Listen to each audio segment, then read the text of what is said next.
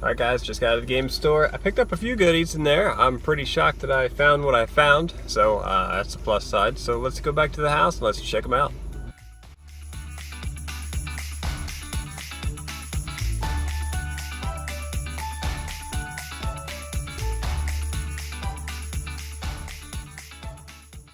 Hey guys, we're back at the house and let's see what we picked up.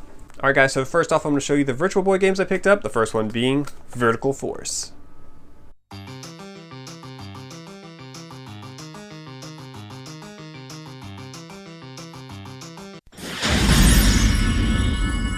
Hold on to your senses as you pilot a futuristic starfighter in a battle for mankind. It's Vertical Force for your Virtual Boy. Blast your way into another dimension and onto the virtual frontier as you battle an endless onslaught of enemy fighters and special attack droids.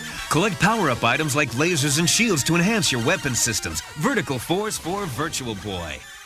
A 3D game for a 3D world. Alright guys, always love seeing Virtual Boy games out there. They're usually pretty cheap, even boxed. So when I spotted these, I knew I just had to pick them up. So next up, we have Virtual Fishing. Yeah, I know it's fishing, but it's a boxed Virtual Boy game, and I'm going to pick it up for $6 or however much this thing was. I think it was like $6, maybe 8. Virtual Fishing.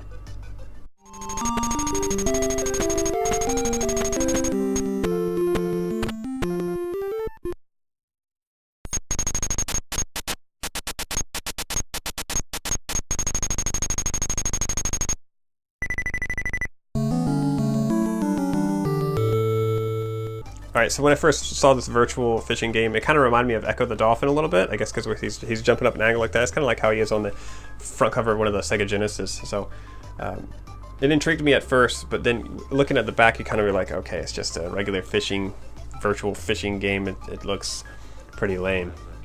But I'm a sucker, and I bought it anyways for a couple dollars. Next up, for the Virtual Boy game, let's do some golfing.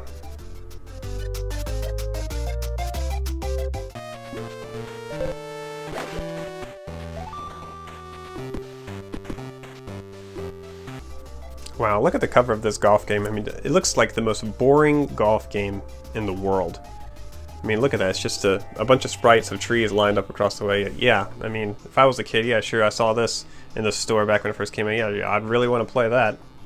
And lastly, this Virtual Boy game I already owned loose, but to find it boxed, I had to pick it up, and that is Mario Clash.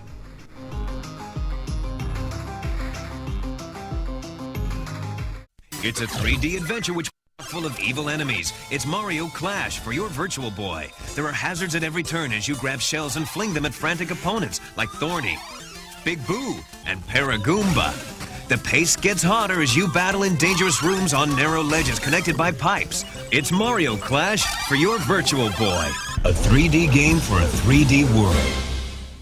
Now, while I was out hunting today, I actually noticed that they had some American games there. Usually American games are really expensive. I don't know if they just don't know how to price them or if they're looking at eBay prices, but they're usually way out there, like way too expensive, like not even close to the mark of what the games are really worth. And they had this 50% off deal on some of these American games, and luckily I found Splatterhouse for the PlayStation 3, which is sweet. I've always wanted the PlayStation 3 version instead of the Xbox 360 version because the PlayStation 3, I feel like it functions a lot better. You just pop in the game and you play. With Xbox, it's some kind of update or something. It wants to install it all the time on your system. It takes forever to get started. Splatterhouse 3 on the PS3 is usually, I think, going around for like $50. And I believe I picked this one up for $20 with the 50% off deal that they had going on, which is great. And with Splatterhouse on the PS3, I believe with this one, if you complete the game, you actually unlocks all the older original versions of this game. So I'm pretty excited to get this and check it out.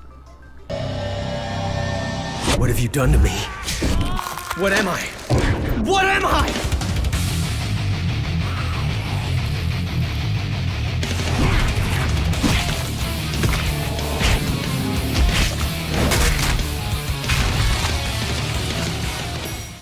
Next up is Biohazard's Gun Survivor 4.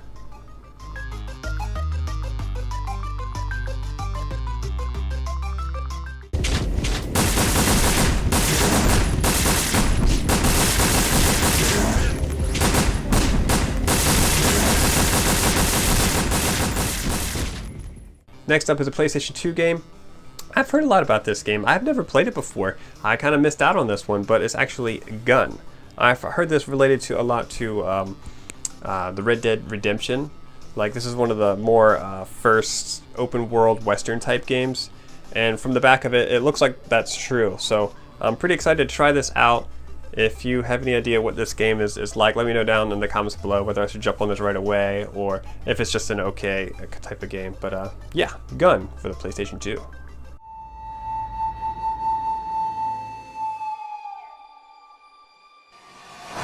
Son, listen close, because there ain't much time.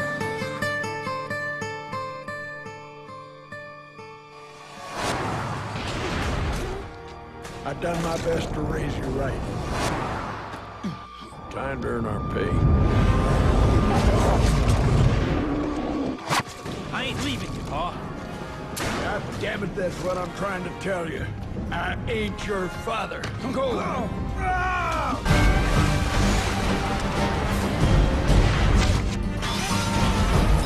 Thomas Magruder, railroad man. He's taken over the territory. Us and the Apaches are the only ones fighting back. Count me in too. God damn it, Earl. Welcome to the Resistance.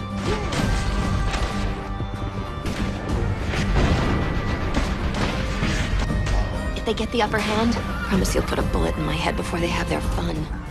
Now this next PlayStation 2 item is not exactly a game, but actually an operating system. I just thought it looked neat. It's for $2, so I picked it up. Something pretty cool. Maybe I can dabble in it later on. But for the most part, it's more like eye candy or just something neat I wanted to pick up. And that's the 1.0 release of Linux for the PlayStation 2. It's actually still sealed as well, so I'm sure this came complete with a kit. It's still sealed up. It's got the pull tab and everything. I don't see any use for this, but I thought it was neat. I picked it up for a couple dollars, so just another thing to add to my shelf. Alright, next up, a huge game from my childhood. I remember watching my sisters play this all the time, and eventually I got old enough to play it as well, and that is Bubble Bobble for the NES.